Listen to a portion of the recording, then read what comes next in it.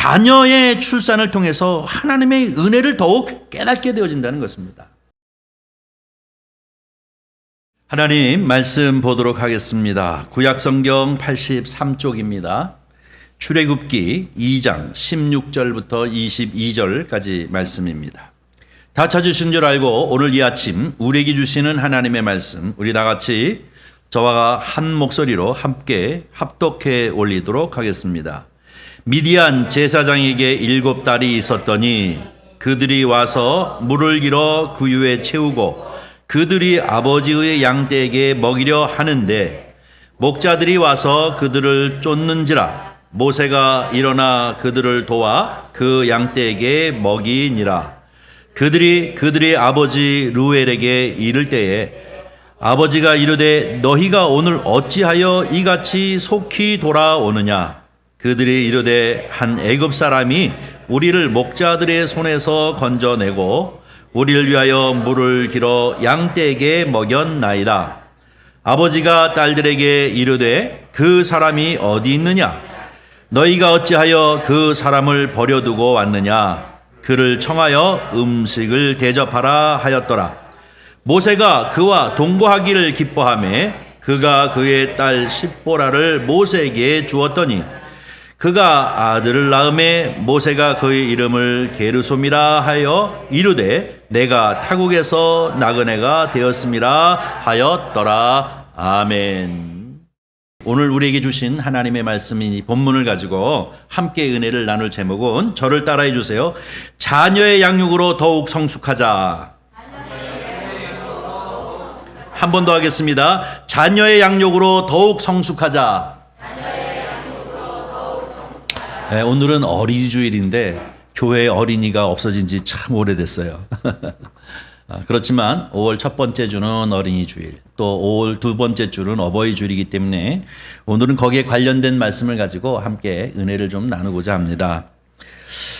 이런 측면에서 우리 장수열 성도님은 참 복을 많이 받았어요. 딸내미가 5명의 아들만 이렇게 낳았으니 얼마나 큰 축복입니까? 옛날에는 어유 그랬는데 요즘은 부러워요. 그런 분들이. 우리나라에는 신혼부부가 계속 줄어들고 있는 것은 여러분 너무나도 잘 알고 있죠. 혹 결혼을 한다 해도 출산하기를 꺼려합니다. 이 부부가 결혼을 했음에도 불구하고 5년 동안 자녀를 낳지 아니하는 가정이 통계를 보니까 42%나 된답니다. 그러니까 엄청나게 많이 지금 자녀를 낳지 않는 그런 시대가 되어졌습니다. 특별히 맞벌이 부부에서는 더욱 심각하고, 그리고 이제 이 외벌이 있는 경우에는 그도 조금 나은 형편이라고 그렇게 얘기합니다. 그 이유가 무엇일까요? 그 이유는 바로 대표적인 이유가 경제적인 문제입니다. 결혼을 해서 자녀를 낳는다는 것은 짐을 짓는 거라고 생각합니다. 자녀는 경제적으로 나에게 엄청난 짐을 주고 있다고 생각하기 때문에 자녀 낳는 것을 기피하고요. 그런가 하면 또 어떤 부부들은 내가 결혼해서 즐거운 결혼 생활을 하려고 하는데 결국은 그 자녀는 그 결혼 생활에 방해가 되어진다고 생각하기 때문에 낳지 않는다고 이제 하는 사람들이 참 많이 있습니다. 그러나 우리같이 이렇게 이미 인생을 많이 산 사람들은 이것은 정말 잘못된 생각이구나 하는 것을 우리는 너무나 잘 알고 있지 않습니까? 자녀를 낳아서 키워보지 아니하면 진정한 어른이 되어질 수 없지 않습니까? 진정한 어른이 되어진다는 것은 자녀를 낳아서 그 자녀를 키워 양육하고 그가 성장하는 것을 보면서 이것이 바로 하나님의 은혜이고 이것이 바로 하나님의 축복이구나. 그리고 이것이 인생의 의미이고 즐거움이구나 하는 것을 깨달으면서 어른이 되어가는 것입니다. 자녀를 키우는 가운데에서 부모도 배우는 일들이 참 많이 있지 않습니까?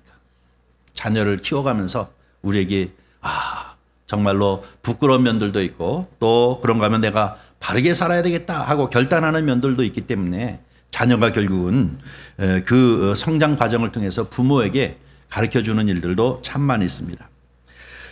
특별히 출산의 고통을 통해서 생명의 신비와 기쁨이 무엇인지를 알게 합니다.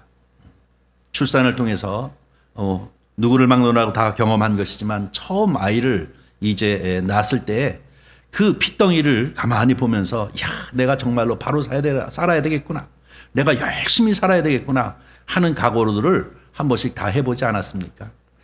만약에 결혼하고도 자녀를 낳지 않는다면 이 생명의 신비와 거기에 대한 이 각오를 해보지 못했을 것입니다. 그런 측면에서 자녀를 낳는다고 하는 것은 우리에게 있어서 큰 생명의 기쁨을 그리고 또 이 보람을 느끼게 하는 것이기도 합니다. 뿐만 아니라 양육이라고 하는 이 희생을 겪으면서 자신도 부모에게 이렇게 사랑을 받았구나 하는 것을 우리가 깨닫게 되어집니다. 내가 이제 자녀를 업어두고 주기도 하고 안아도 주기도 하고 먹이기도 하고 그리고 또 아플 때는 끌어안고 어찌할지를 모르는 이런 과정들을 경험하고 땀 흘리고 진땀을 흘리면서 나도 내 부모가 나를 낳아서 이렇게 양육의 희생을 겪어가면서 나를 키웠구나 하는 것을 우리가 깨닫게 되어지는 것이니 자녀를 키워본다고 하는 것은 정말로 우리에게 여러 가지를 깨닫게 하고 배우게 하는 것이라고 생각이 되어집니다. 뿐만 아니라 자녀를 우리가 키워가면서 품 안의 자식이라고 하지 않습니까? 이놈이 커서 자꾸 커가고 그리고 자기의 사고가 구체화되어지면서 부모와 자식 간에 이제 여러 가지 면에서 갈등하는 일들이 참 많이 있지만 이 갈등을 극복해 가면서 자기 자신의 인생도 더욱 깊어지는 것을 깨닫게 되어지는 것을 볼 수가 있습니다. 이런 측면에서 본다면 결국은 자녀라고 하는 것은 우리에게 짐덩어리가 아니라 우리의 인생을 이제 즐기는 데 있어서 방해가 되어지는 것이 아니라 우리의 인생을 풍요롭게 하고 또 깊게 하는 그리고 우리를 배우게 하고 또 성숙케 하게 하는 놀라운 하나님의 축복이라는 사실을 우리는 깨닫게 되어집니다. 오늘 우리가 함께 읽은 이 본문 말씀은 바로 이 모세의 부부 이야기입니다.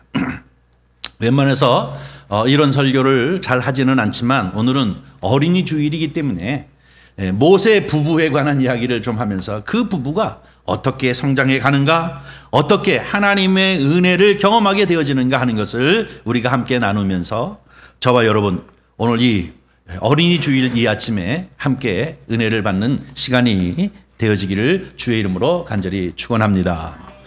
모세는 너무나도 여러분과 제가 잘 알고 있지 않습니까? 구약에 나오는 선지자 중에서 최고의 선지자입니다. 그가 특별히 이 히브리 민족이라고 하는 이스라엘 백성들을 이집트, 애굽이라고 하는 나라에서부터 430년 동안 엄청난 긴 세월이죠. 우리는 일제 36년인데 430년 동안 남의 나라에 산다고 하는 것은 이거는 완전히 민족의 정신이 말살되어질 만큼이나 오랜 세월입니다. 우리나라 조선시대가 500년 역사 아닙니까? 그런데 430년 동안 남의 나라에 산다는 것은 뭐 이거는 엄청난 세월인데요. 430년 동안 이 히브리 민족이 이집트에서 종살이 하면서 살았던 그 민족을 갖다가 이제 이끌어서 가나안이라는 땅으로 정착시키는데 아주 크게 이 일을 감당했던 사람이기 때문에 모세는 민족의 대지도자입니다. 그러나 그럼에도 불구하고 그는 처음부터 완벽한 아버지가 되지는 못했습니다. 주도 우리와 똑같은 그런 상황이었음을 오늘 본문 말씀을 통해서 우리가 한번 이렇게 따져보려고 합니다. 오늘 본문 말씀을 보면 우리가 2장 16절서부터 22절까지 말씀을 함께 읽었는데요. 이것을 통해서 제일 첫 번째로 생각해야 할 것은 뭐냐면 자녀의 출산을 통해서 하나님의 은혜를 더욱 깨닫게 되어진다는 것입니다. 아멘이십니까? 저도 자녀를 키워가면서 하나님의 은혜라는 것이 얼마나 큰지 몰라요. 제가 우리 애들한테 그런 얘기를 종종 해요. 야, 하나님이 우리에게 참 큰 은혜를 많이 베풀으셨다. 왜 그런가 하면 우리 아이들이 성장하는 과정 속에서 나라의 법이 자꾸 바뀌더라고요.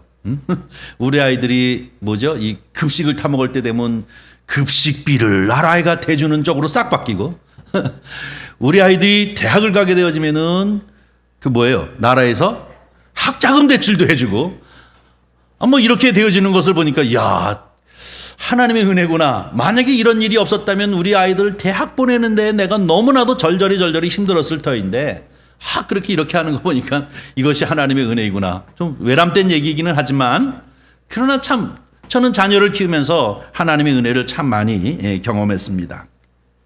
그런데 이 모세라고 하는 사람, 민족의 지도자이기도 하고 그리고 또 대선지자이기도 하지만 그도 가만히 인생을 놓고 보면 이렇게 점진적으로 자기의 자녀를 키워가면서 그 자녀를 통해서 그가 성숙해가는 모습을 우리에게 성경을 통해서 보여주고 있는 것을 볼 수 있습니다. 여러분이 잘 알다시피 바로 이 모세는 40년 동안 애굽의 왕자로 컸습니다. 그런데 어느 날 애굽의 사람을 히브리 민족을 괴롭힌다는 이유로 그를 죽여버리는 바람에 그만 하루아침에 도망자가 되어져 버렸죠. 그리고 또 이제 그는 완전히 도망하는 그런 사람으로 전락되어져서 이리저리 헤매이고 도망다녔습니다. 왜냐하면 이집트 군인들이 자기를 잡으려고 했기 때문에 이곳저곳을 도망다니는데 어디까지 갔느냐 하면 오늘 본문 말씀에 읽은 것처럼 미디안 지역까지 갔습니다. 요즘에 얘기하는 이 베두인들이 살고 있는 지역까지 이제 도망가게 되어져서 거기 어떤 한 우물가에 도착했다고 오늘 본문 말씀은 얘기하고 있습니다. 그때 마침 이 제사장의 딸들이 7이 있었는데 그들이 아버지의 양들을 먹이기 위해서 우물가에서 물을 먹이고 있는데 다른 목자들이 그 여인들을 업신여기면서 괴롭혔습니다. 이때 모세가 그들을 도와서 이 목자들을 갖다가 물리치고 그리고 이 딸들에게 양을 치는 것을 먹여주었다라고 이렇게 얘기하고 있는 것을 오늘 본문 말씀에 보여주고 있는 것을 봅니다. 이것을 통해서 결국은 모세는 방황하는 이리 도망다니고 저리 도망다니던 그런 신세에서 이 미디안의 제사장인 이드로의 집에 이제 정착하면서 살 수 있는 기회를 얻게 되어졌던 것을 볼 수가 있습니다. 모세에게 있어서는, 모세 입장에 있어서는 정말로 기쁜 일이지 않았겠습니까?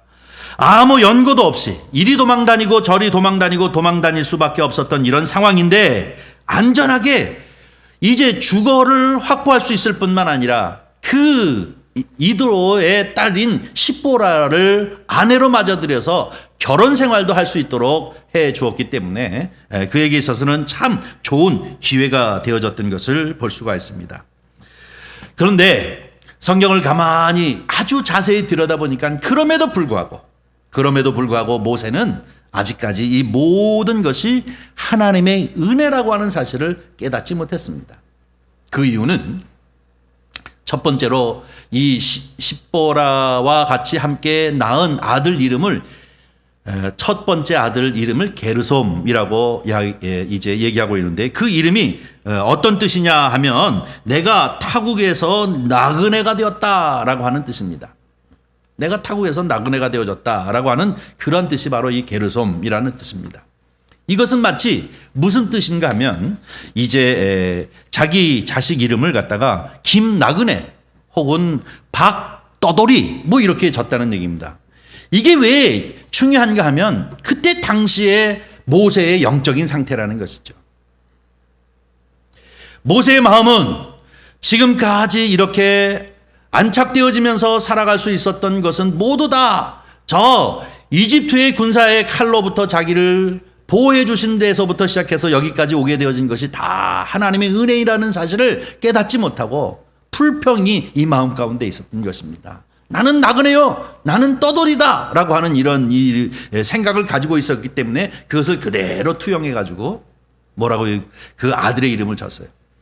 저희 집의 이름은 손히레, 손샬롬입니다. 은혜스럽죠? 그런데 아마 돈을 벌어야 되겠다고 환장한 마음을 가진 사람은 손대박 뭐 이렇게 이름을 졌을지도 몰라요. 아니면 손로또 뭐 이렇게 졌을지도 몰라요. 마찬가지로 이렇게 투영하는 겁니다. 예수 믿는 사람들의 자녀들 이름을 보세요. 하은이, 예은이, 성은이, 지은이 이름들이 다 똑같아요. 다 뭡니까? 아버지하고 엄마의 마음 상태가 우리 자녀들은 하나님의 은혜로, 우리의 자녀들은 하나님의 지혜로, 우리의 자녀들은 하나님의 축복으로 있기를 간절히 바라는 마음으로 자녀들에게 그렇게 이름을 지어주고 평생에 그렇게 이름이 불려질 뿐만 아니라 그 이름값대로 그렇게 복을 받기를 원하는 마음으로 지어주는 건 아니겠습니까? 그런데 게르솜이 뭡니까? 말이 안 되는 거잖아요. 이 얘기는 지금까지 아직도 모세가 완벽하게 하나님의 은혜인 것을 깨닫지 못하고 그리고 자기의 나그네였다는 이 심정에 아직까지 한이 맺혀져 있어서 아들의 이름을 그렇게 불렀던 것입니다. 그런데 달라진 면이 있습니다. 두 번째 아들을 낳습니다. 두 번째 아들은 출애굽기 18장 4절에 보니까 엘리에셀이라는 이름으로 바꿨습니다. 두 번째 아들은 엘리에셀인데요. 두 번째 아들의 이름이 무엇입니까? 내 하나님 아버지가 나를 도우셔서 구원하셨다라는 뜻입니다. 바로 이 애굽의 칼날로부터 내 아버지 하나님이 나를 구원하셨다, 나를 도우셨다라는 의미의 이름 엘리에셀이라고 이렇게 졌습니다. 이 얘기는 무엇을 의미합니까? 이 비로소 이제 모세가 영적으로 성숙해져 있었음을 볼 수가 있습니다. 자녀를 하나를 낳고 자녀를 둘을 낳고 그러면서 삶의 하루 이틀을 또 1년 1년을 2년을 이렇게 살아가면서 결국은 그도 자녀를 키우고 양육하는 과정 속에서 무엇을 깨달았냐면 하나님의 은혜임을 깨달았다는 것입니다. 그래서 게르솜이 엘리에셀로 변하는 이런 상황이 되어진 것임을 볼 수가 있습니다.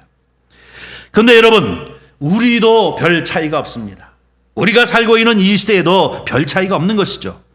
부모가 자기 이제 자식을 이렇게 낳고 키워감으로써 그 키워가는 과정들을 통해서 더욱더 이것이 하나님의 은혜이구나 하는 것을 구체적으로 경험하는 일들이 너무나도 많습니다. 그렇지 않습니까?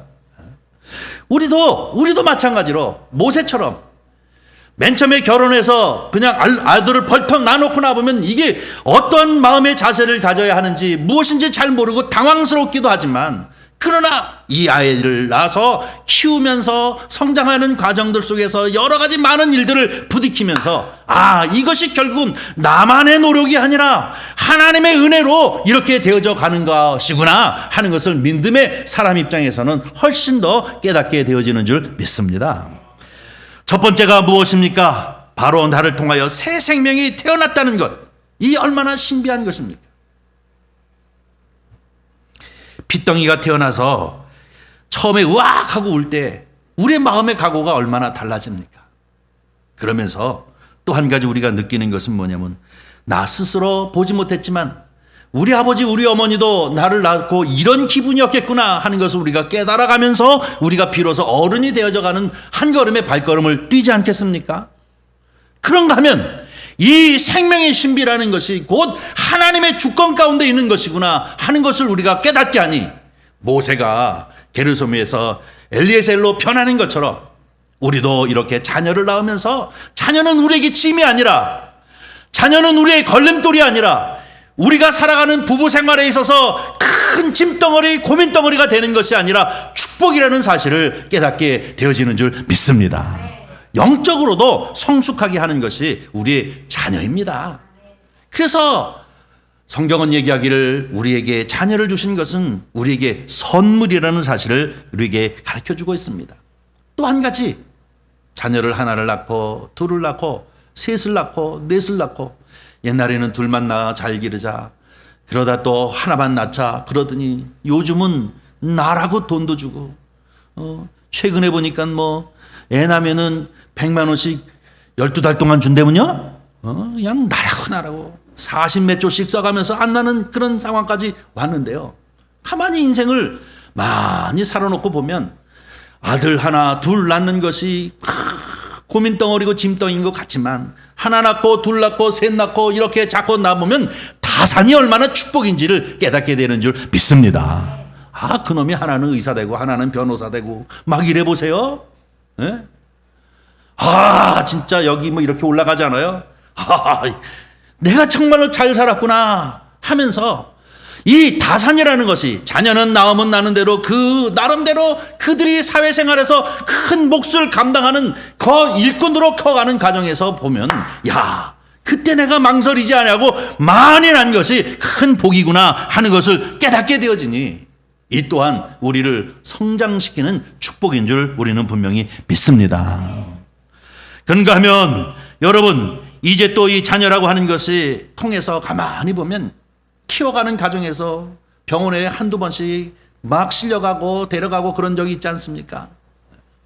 아이가 아프면은 밤새도록 어찌할 바를 몰라서 크게 안고 흔들어 주기도 하고 약을 먹이기도 하고, 너무나도 답답하면 아침 새벽부터 큰 병원으로 쫓아가지고 응급실을 가기도 하고, 이런 과정들을 한 번씩 다 경험해 가면서 우리가 무엇을 깨닫습니까? 병들어서 이렇게 아픈 그 아이를 보면서 막 애가 끓고 타는 이런 과정들을 통해서 하나님도 우리가 죄의 병에 걸려서 신음할 때 우리를 이렇게 불쌍히 여기시고 안타깝게 여기시겠구나 하는 것을 깨닫지 않겠습니까? 그런 것을 보면 우리가 자녀를 키우는 것을 통해서 하나님 사랑이 어떤 것인지를 우리가 만져볼 수 있기 때문에 우리의 믿음을 성장시키는 것, 이것이 바로 자녀를 통해서 우리에게 얻게 되어지는 복인 줄 믿습니다. 뿐만 아니라 여러분, 이 자녀를 통해서 우리에게 웃음과 기쁨을 주지 않습니까? 우리에게 있어서 가장 기쁨이 무엇입니까? 우리에게 있어서 가장 웃음을 주는 것이 무엇입니까? 우리의 자녀들입니다. 우리에게 기쁨을 주고, 우리에게 즐거움을 주고, 우리에게 보람과 행복을 주고, 우리의 삶의 의미를 주는 것이 바로 이 자녀인 것입니다. 그러기에 이 자녀들이 하나님의 은혜로 나에게 허락하여 주신 것을 소중히 여기고 이것이 얼마나 귀한 것인지를 깨닫게 하긴 하는데, 아마 모세도 이렇게 결혼을 통해서 자녀를 하나 둘 낳아가면서 그도 이렇게 성장해 나가는, 믿음이 성숙해가고 성장해가는 과정을 겪는 것처럼 저와 여러분도 가만히 돌이켜 보면 나에게 기쁨이 되는 것은 우리의 자녀였고, 결국은 젊었을 적에는 이것이 짐인 것 같고, 젊었을 적에는 경제적인 여러 가지 어려움을 주는 것 같지만, 결과적으로 놓고 보면 나에게 보람이요 기쁨이요 즐거움이요 행복이고 의미이면 이것이 곧 나의 힘으로만 되어진 것이 아니라 하나님의 은혜가 있어서 이렇게 성장시켰구나 하는 것을 우리가 깨닫게 되어지는 줄 믿습니다. 우리는 이 아침 이 어린이 주일을 맞이해서 하나님께서 나에게 주신 이 자녀를 통해서 나에게 주신 기쁨이 얼마나 큰 것인가, 하나님이 우리의 자녀를 통해서 나를 얼마나 성숙시켰고 신비를 알게 하고 생명의 주권이 하나님께 있음을 깨닫게 하셨는가 하는 것을 다시 한번 깨달으며 하나님 앞에 영광 돌릴 뿐만 아니라 자녀들을 사랑하는 마음을 갖는 저와 여러분이 되어지기를 주님의 이름으로 간절히 축원합니다. 두 번째로, 오늘 말씀을 보면 이 자녀의 신앙교육을 통해서 결국은 부모도 서로 화합하는 그러한 은혜가 있다는 사실을 깨닫게 되어집니다. 출애굽기 4장 18절서부터 26절까지 말씀을 한번 읽어보도록 하겠습니다. 출애굽기 4장 18절부터 26절입니다. 자, 우리 함께 합독해 보겠습니다. 모세가 그의 장인 이드로에게로 돌아가서 그에게 이르되, 내가 애굽에 있는 내 형제들에게로 돌아가서 그들이 아직 살아 있는지 알아보려 하오니 나로 가게 하소서. 이드로가 모세에게 평안히 가라 하니라. 여호와께서 미디안에서 모세에게 이르시되, 애굽으로 돌아가라. 목숨을 노리던 자가 다 죽었느니라. 모세가 그의 아내와 아들들을 나귀에 태우고 애굽으로 돌아가는데 모세가 하나님의 지팡이를 손에 잡았더라. 여호와께서 모세에게 이르시되, 내가 애굽으로 돌아가거든 내가 내 손에 준 이적을 바로 앞에서 다 행하라. 그러나 내가 그의 마음을 완악하게 한즉 그가 백성을 보내주지 아니하리니, 너는 바로에게 이르기를, 여호와의 말씀에 이스라엘은 내 아들 내 장자라. 내가 내게 이르기를 내 아들을 보내주어 나를 섬기게 하라 하여도 내가 보내주기를 거절하니 내가 내 아들 내 장자를 죽이리라 하였다 하라 하시니라. 모세가 길을 가다가 숙소에 있을 때에 여호와께서 그를 만나사 그를 죽이려 하신지라.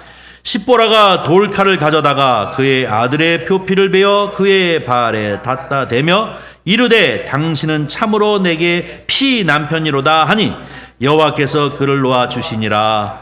그때의 십보라가 피 남편이라 함은 할례 때문이었더라. 아멘. 또 이 말씀을 한번 읽은 것은 쉽게 이해되어지지가 않기 때문에 본문을 읽었습니다. 이 얘기는 무엇입니까? 이 미디안에서 한 40년을 이제 두 자녀를 낳으면서 모세가 살다가 어느 날 내 형제들이 살았는지 내가 이집트에 한번 가보고 싶다라고 이렇게 자기 장인인 이드로에게 얘기하는 것을 봅니다. 그랬더니 이드로가 그럼 가봐라 그랬습니다. 그때에 모세는 자기 아내 십보라 그리고 또 두 아들을 데리고 나귀에 태우고 이집트를 향해서 이제 가고 있다가 그 가는 도중에 하나님 여호와의 말씀이 그에게 임하여서 얘기하기를 뭐라고 얘기합니까? 내 지팡이를 가지고 이제 이적을 행하라 라고 얘기하는 것입니다. 저 이집트에 가서 하나님의 이적을 행하라 라는 것입니다. 그러나 바로의 마음을 내가 강팍하게 할 것이고 그가 결국은 너희들을 이제 내보내지 않으려 할 것이다. 그때 그에게 가서 얘기하기를 뭐라고 얘기하냐면 바로 이 히브리 민족은 내 장자라. 그들을 바로가 내보내주지 아니하기 때문에 그 대신 바로의 지배하는 모든 이제 사람들이나 육축들이나 그 장자가 다 죽게 되어질 것이다 라는 것을 얘기해 주는 말씀이죠. 자, 이 얘기를 들으면서 그러면서 가라. 너를 노리는 사람들은 이제 이집트에 다 죽었다 라고 이렇게 말씀하셔서 가족을 데리고 이제 이 이집트를 향해서 애굽을 향해서 가다가 어느 숙소에 머물렀어요. 근데 이상한 일이 생겼어요. 무슨 일이 생겼냐면 하나님이 조금 전만 해도 그에게 사명도 부여하고 그 사명을 감당하기 위해서 이렇게 하라 하고 이 이집트를 향하여 애굽을 향하여 파송하셨는데 갑자기 하나님이 나타나셔서 모세를 죽이려 하는 거예요. 그렇죠? 모세를 죽이려 하니까 깜짝 놀란 이 십보라가 아들의 표피를 베어 할례라고 얘기하죠. 이 할례를 통해서 이제 그 피를 그 모세의 발에 대니 그러면서 얘기하기를 내 남편은 뭐예요? 피남편이라 라고 얘기하는 것은 할례를 의미한다 라고 이렇게 말씀하지 않습니까? 이 얘기는 무슨 얘기입니까? 게르솜은 할례를 행했는데 엘리에셀은 할례를 행하지 않았다는 얘기예요. 자, 이것은 무엇입니까? 십보라와 이 모세와 신앙적 갈등이 있는 거예요. 자, 왜 그러냐 하면 그 남편을 모세를 죽이려 할 때 바로 알아들은, 바로 깨달은 사람이 누굽니까? 십보라예요. 이게 왜 이런 일이 일어나는지를 갖다가 자기는 숨기고 감추고 있었었는데 자기의 신앙적 이념 때문에 감추고 있었는데 이 사람은 사실은 히브리 민족이 아니라 바로 이 미디안 사람의 신앙을 가지고 있는 여인이었는데 그 신앙 때문에 결국은 숨기고 있다가 그 모세가 죽게 되어질 그런 상황이 되어지니까 자기가 지금 꾹 숨기고 있는 것을 갖다가 바로 깨닫고 얼른 돌칼로 자기 두 번째 아들 엘리에셀의 표피를 잘라서 그 피를 그 아버지의 발에 대므로 결국은 모세를 살리는 일을 하게 되어지는 것을 볼 수가 있습니다.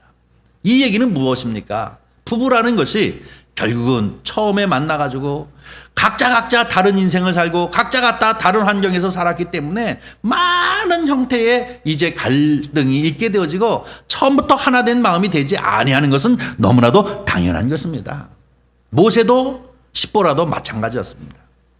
각자의 신앙이 달랐기 때문에 이 남편으로서 맞아들였음에도 불구하고 이제 이 게르솜 첫 번째 아들은 그저 순종하는 마음으로 했지만 두 번째 아들을 낳으면서 엄마가 자기의 주관적인 행동을 했다가 결국은 남편을 잃어버릴 수밖에 없는 이런 상황이 되어졌을 적에 얼른 돌이키게 되어지는 것이죠. 이것을 보면서 우리는 또 한 가지 생각할 것은 뭐냐면 자녀들에 대하여 신앙의 교육을 하다 보면 결국은 이 부모도 영적으로 화합하게 되어지는 그러한 역사를, 그러한 이제 공고해지는 그런 역사를 경험하게 되는 것이구나 하는 것을 깨닫게 되어지는 것을 볼 수가 있습니다. 이 십보라와 모세와 마찬가지로 우리도 마찬가지지 않습니까? 오늘날 우리가 살아가고 있는 이런 삶 속에서 보면 우리가 자녀의 신앙을 바로 세우고 자녀의 믿음을 키워서 온전하게 정말로 죄악에 빠져들지 아니하고 가장 모범적이고 가장 선한 사람으로 키우기 위해서 가장 우리가 해야 할 일이 무엇입니까? 부모가 모범을 보이는 겁니다. 그렇잖아요? 모범을 보이는 거예요. 여러분, 신앙 좋은 아버지, 엄마 밑에서 신앙 좋은 자녀들이 태어나는 줄 믿습니다. 이거는 어쩔 수 없어요. 여러분, 우리는 신앙이라고 하는 것, 결국은 신앙 교육이라고 하는 것이 결국 자녀를 향하여서만 있는 것이 아니라 너는 주일날 교회 열심히 나가야 돼. 교회 빠지면 안 돼. 성경 공부 열심히 해야 돼. 중고등부 열심히 나가야 돼. 그러면서 엄마는 맨날 교회 빠져. 그렇다면 그 자식 안 갑니다. 그러나 부모님이 신앙의 교육을 자녀에게 잘 시키기 위해서 가장 중요한 것은 자기가 가장 모범적인 신앙생활을 하는 것이 자녀의 신앙을 바로 세우는 것인 줄 믿습니다.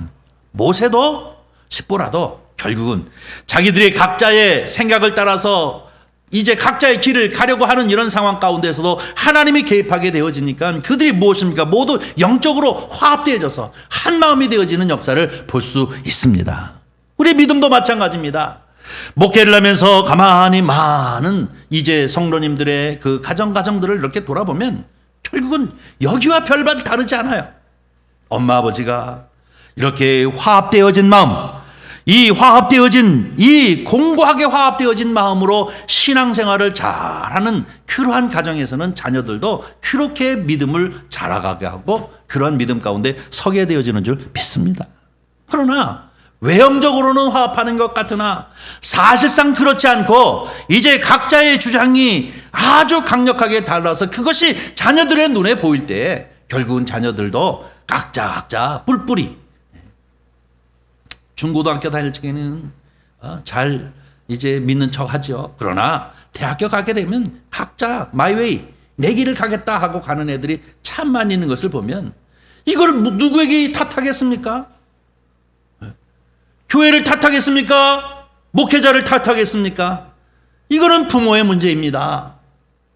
그런 경우가 얼마나 많아요. 심지어는 목회자의 자녀까지도 대학을 가고 시집을 가고 장가를 가고 그러면 나 교회 안 다녀 하는 경우도 왕왕 있는 것을 볼 때 이것은 결국 우리가 신앙교육을 자녀에게 신앙교육을 잘 시킨다고 하는 것은 부모의 그 영적인 화합을 공고하게 하기 위한 또 하나의 방편이기도 하기 때문에 결국은 자녀는 이제 우리 신앙에 있어서 그래도 얼마나 큰 은혜요 축복인지 모른다 하고 하는 사실을 우리는 기억해야 될 줄 믿습니다.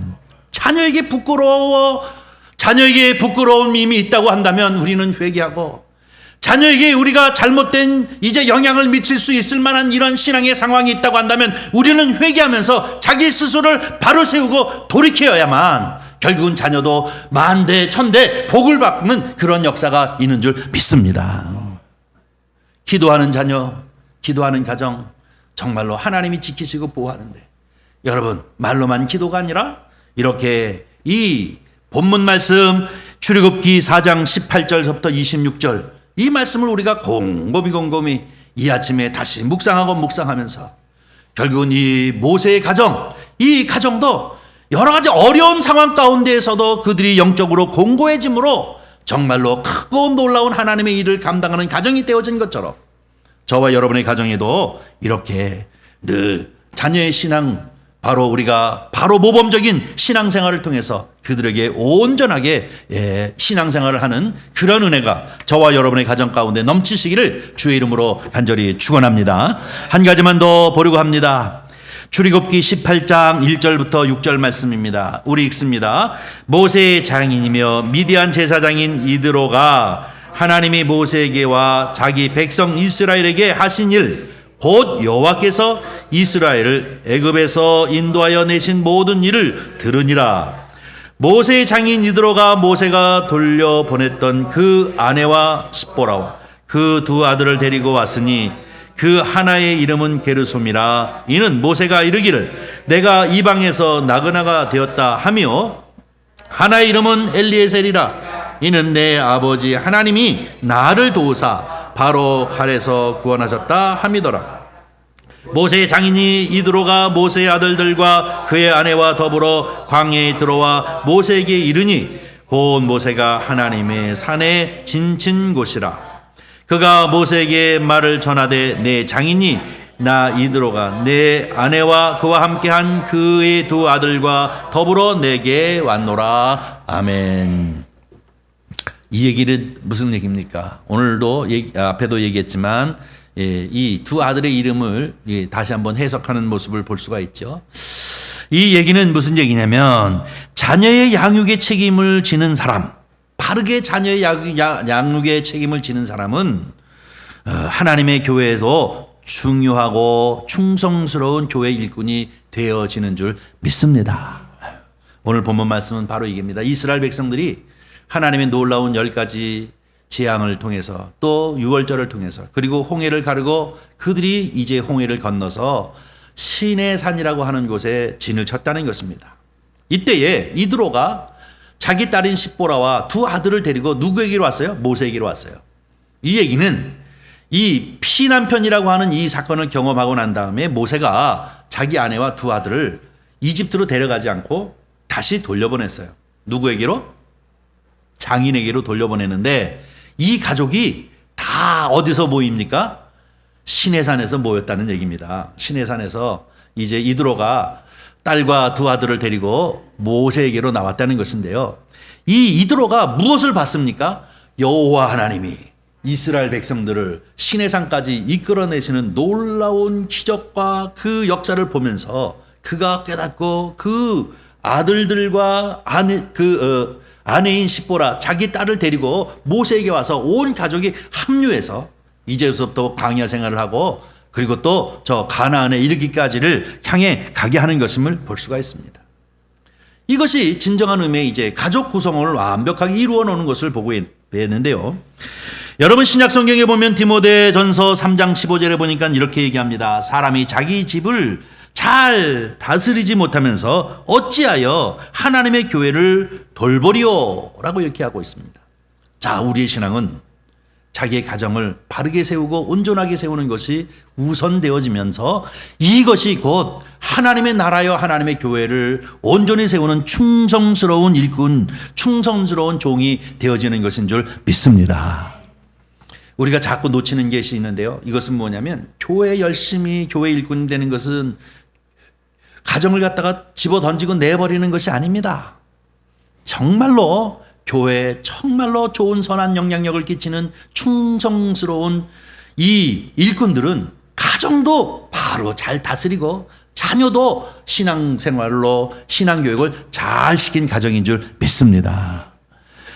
하나님의 교회에 충성하기 위해서 가정을 버리고 또 가정에 이제 온전하게 가정을 아름답게 꾸리기 위해서 교회에 등한시하는 것, 이 상반적인 관계라고 생각하는 것은 우리가 크게 오해하고 있는 것입니다. 성경을 모르는 것이에요.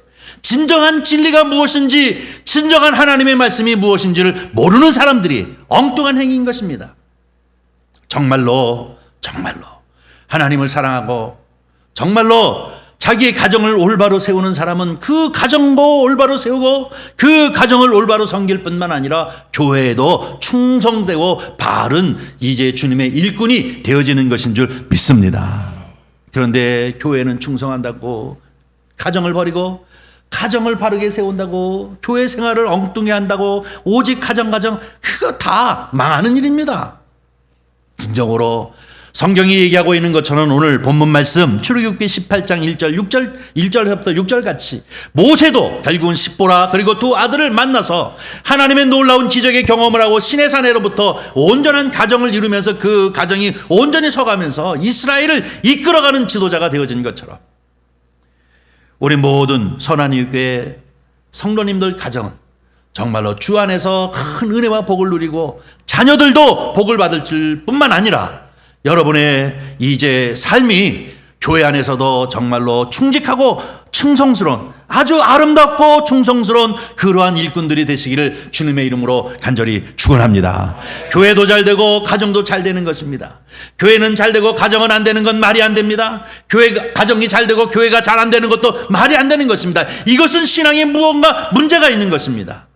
우리는 정말로 이 어린이 주일을 맞이하여서 모세의 가정을 이렇게 다시 한번 들여다보면서 우리의 가정이 정말로 하나님 앞에 큰 은혜와 복을 받고 있고 또 뿐만 아니라 나 자신과 내 자녀들이 하나님 앞에 훌륭하게 은혜를 입고 살아가는 가정이며 내가 자녀들 앞에 얼마나 부끄럽지 않게 삶을 살아가는 것인지, 더 나아가서는 우리 자녀들이 미래적으로 하나님의 어떠한 복을 받을 것을 우리가 기대하고 살아가고 있는 것인지를 다시 한번 우리가 생각하면서 정말로 하나님의 말씀 안에서 가정과 교회에 충성스러운 주의 백성들이 되시기를 주님의 이름으로 간절히 축원합니다. 잠언 23장 24절에 보니까 뭐라고 얘기하고 있냐면, 의인의 아버지는 크게 즐거워할 것이요 또 뿐만 아니라 지혜로운 자식을 낳은 자는 그로 말미암아 즐거울 것이다 라고 얘기하고 있습니다. 잠언에 뭐라고 얘기합니까? 자식은 나에게 고통이요 짐이 아니라 자식은 나에게 즐거움이라는 거예요. 자식은 나에게 기쁨이라는 거예요. 믿습니까? 여러분, 우리의 자식들은 나에게 기쁨이죠. 나에게 보람입니다. 나에게 삶의 의미이고 나로 하여금 신앙생활을 바로 하도록 할 수 있도록 이제 어떻게 보면 이끌어가는 그런 존재이기도 한 것을 다시 한번 이 아침에 우리 스스로와 하나님 앞에 고백하는 저와 여러분이 되어지기를 주님의 이름으로 간절히 축원합니다. 시편 127편 3절부터 5절 말씀 한 번만 더 읽습니다. 시작. 보라, 자식들은 여호와의 기업이요 태의 열매는 그의 상급이로다. 젊은 자의 자식은 장사의 수중의 화살 같으니 이것이 그의 화살통에 가득한 자는 복되도다. 그들이 성문에서 그들의 원수와 담판할 때에 수치를 당하지 아니하리로다. 아멘. 자식이 뭐예요? 우리에게 있어서 기업입니다. 자식은 부모에게 있어서 기업이요 자식은 부모에게 있어서 상급인 줄 믿습니다. 나이를 자꾸 먹어가니까 자식 자랑들을 참 많이 하게 되더라고요. 여러분, 우리의 자녀는 내 삶의 거울인 것입니다. 결과물인 것입니다. 우리는 정말로 우리의 자녀들이 나에게 있어서 기업이요 또 나에게 있어서 상급인 것을 기억하고 정말로 주님 안에서 정말 자녀들을 위해서 이제 축복할 뿐만 아니라 주 안에서 말씀을 붙잡고 살아가시기를 주님의 이름으로 간절히 축원합니다. 마지막으로 얘기하기를 뭡니까? 화살통에 화살이 콱 들어차가지고 장수들과 만나서 담판을 할 적에 나에게 부끄러움, 패하지 아니하도록 부끄러움을 당하지 아니하는 화살과 같은 것이 자녀들이라 라고 오늘 시편 말씀을 통해서 우리에게 가르쳐주고 있습니다. 아무쪼록 오늘 우리는 이 어린이 주일을 맞이해서 우리에게 주신 이 하나님의 말씀을 통해 저와 여러분의 가정 가운데 하나님이 이 놀랍고 은혜된 축복이 넘치시기를 주의 이름으로 간절히 축원합니다. 기도하겠습니다. 자비로우신 아버지 하나님, 주의 은혜와 사랑을 감사합니다. 오늘도 이렇게 복된 주일 아침 주님 존전 가운데 나와 예배할 수 있도록 은총을 베푸심을 감사드립니다. 우리를 향하여 주신 이 말씀이 우리에게 생명과 능력이 되게 하시고 또 깨달음과 믿음이 되어지도록 주님 축복하여 주셔서 우리 자녀와 그리고 우리의 모든 삶이 주 안에서 큰 은혜와 축복을 누릴 수 있도록 주여 역사하여 주시옵소서. 우리 구주 예수님의 이름으로 기도하옵나이다. 아멘.